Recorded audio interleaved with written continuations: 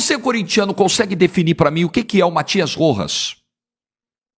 Porque, vamos lá, você pega um jogador ele tem um conjunto de valências, de potencialidades, de características que te fazem definir esse jogador, né? Você cria ali uma definição, olha, a principal virtude desse cara é a bola parada, é a batida de fora, é a velocidade, é o passe, é o posicionamento, é a recomposição defensiva. Então, assim você vai observando os jogadores, vendo aquilo que aparece com mais destaque dentre as funções possíveis de um jogador em campo, e aí você vai pontuando, olha, ele é bom nisso, ele é bom naquilo, o ponto fraco é esse.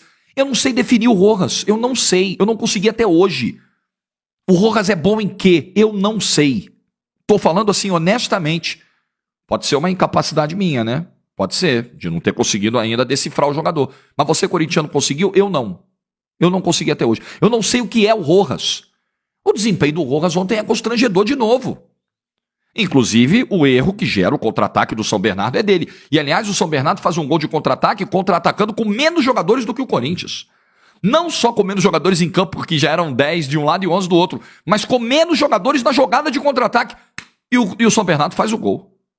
O que mostra também um pouco da desorganização do Corinthians hoje. Eu não sei definir o que é o Matias Rojas. O Fausto Vera, de novo, uma atuação do Fausto Vera, nível Fausto Vera. O Maicon deu uma entrevista muito sincera depois do jogo, o outro foi mal, de novo. O Maicon, ele é aquele tipo de profissional que é o seguinte, eu digo aqui que não gosto de trabalhar com gente que não sente derrota, não é verdade? Os inscritos assíduos aqui já me ouviram falar muito disso. Então o cara tem que sentir a derrota tem que doer, tem que machucar, o erro tem que virar algo incômodo para que se transforme em acerto na ocasião seguinte, na próxima chance. Eu lembro do Maicon aos prantos, muito mal com o erro que ele cometeu contra o Del Valle na Libertadores do ano passado. E elogiei, e vim aqui e falei, pô, eu gosto de jogador que tem esse perfil, assim, que sente a derrota. Tudo bem, estamos na mesma página aí. Agora, não dá pra errar a vida inteira e só ficar no discurso. Tá bom, eu tô mostrando que eu tô sentindo, tá? Beleza, esse discurso externamente é muito importante. Mas você precisa parar de errar. Também não dá pra ficar a vida inteira só de, não, temos que melhorar, eu mesmo tenho que melhorar, temos que tomar vergonha. Tá, legal, mas e aí? Só o discurso e a bola dentro de campo? Não tá justificando. E faz tempo. Agora, é muito difícil que algumas individualidades apareçam no contexto coletivo complicado que tem o Corinthians hoje. No contexto de carência de elenco. Nessa renovação feita cheia de buracos, sabe? Estão tendo que asfaltar a rua de novo. Aqui em São Paulo estão fazendo agora, porque o prefeito quer se reeleger, está desesperado para se reeleger, então ele está recapeando um monte de rua aqui. Até rua que não precisa ele está recapeando. Mas não adianta recapear pela metade. Aqui perto de onde eu moro, no quarteirão de trás, tem uma rua que foi recapeada pela metade. Então você acessa a rua, tô falando sério, pô, um dia se eu conseguir eu vou gravar um vídeo, tirar uma foto disso. Você entra na rua, aquele asfalto lisinho, beleza, aí você vem de boa. Do meio pro final da rua começa... É a renovação do Corinthians. Eu não sei se faltou verba aqui para recapear o restante da rua, não faço a menor ideia porque só está recapeada a metade, mas é só a metade. O Corinthians está fazendo uma renovação pela metade. O Corinthians não resolveu ainda a sua camisa 9. O Corinthians ainda não tem um outro lateral direito, porque a coisa com o Mateuzinho melou.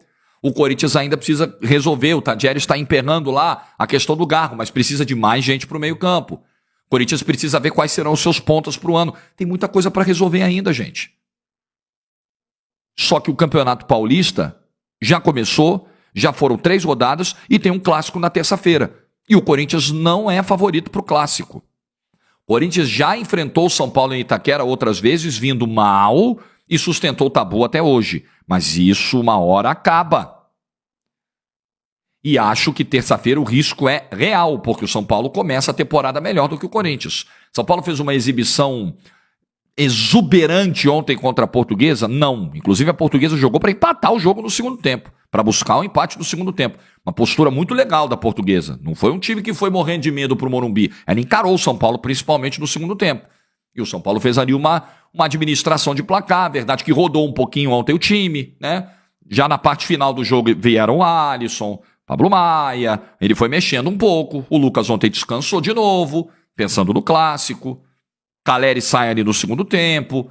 Mas o São Paulo tem um trabalho melhor do que o do Corinthians hoje. Olha que o Carpini chegou ontem, né?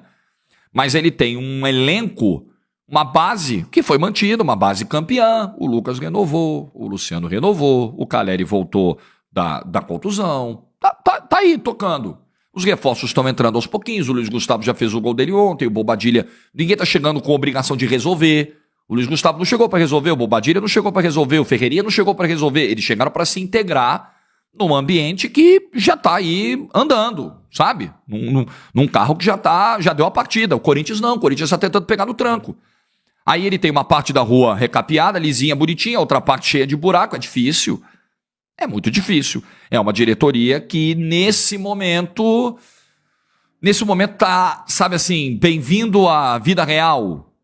Sentou na cadeira, presidente, o senhor falou aí, o senhor queria ser presidente do Corinthians, era o seu sonho, o senhor foi lá, concorreu, falou dos problemas do clube, deu coletiva, chegou e tal, mas ó, bem-vindo à realidade, presidente. Acabou a parte bonitinha da campanha, agora é o tranco. Agora é aguentar 2 derrotas seguidas no Campeonato Paulista antes do Clássico, é aguentar o torcedor falando, terça-feira é guerra. Agora é viver o que é a pressão de Corinthians. Não sei se dá para dizer crise ainda, porque tropeçar no início de Campeonato Paulista, porque eu também sempre faço a pontuação aqui. Os caras voltam a treinar no dia 5, dia 6, e no dia 20 estão entrando em campo. Dia 20, dia 24, dia 27, dia 30, não tem respiro. A pré-temporada não terminou ainda. Ninguém está 100% recondicionado fisicamente ainda. Tem jogador que tenta e não consegue executar tudo. Fausto Vera mesmo é um exemplo. Claramente você tem jogadores que... né? A pré-temporada de 20 dias não é pré-temporada, gente. Porque isso aqui é pré-temporada, tá? O Campeonato Paulista vale 3 pontos, mas vamos na boa, é pré-temporada. São 20 dias de trabalho. 20 dias de trabalho não resolvem nada. Agora, o problema é que você tem uma competição para disputar, todo jogo vale 3 pontos. São 3 clássicos, faltam 9 jogos pro Corinthians. Desses 9, 3 são clássicos. O Corinthians vai pegar o São Paulo em casa. O Corinthians, 2 rodadas depois, vai ter que descer a serra para pegar o Santos, que está embalado nesse início. Um Santos...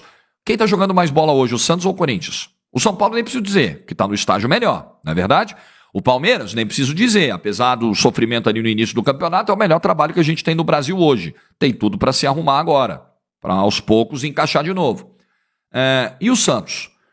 O Santos contratou 13 jogadores, montou um elenco do zero. Ah, mas o Santos montou um elenco do zero. Por que o Corinthians não podia fazer a reformulação do jeito que fez? O Santos caiu para a Série B, gente.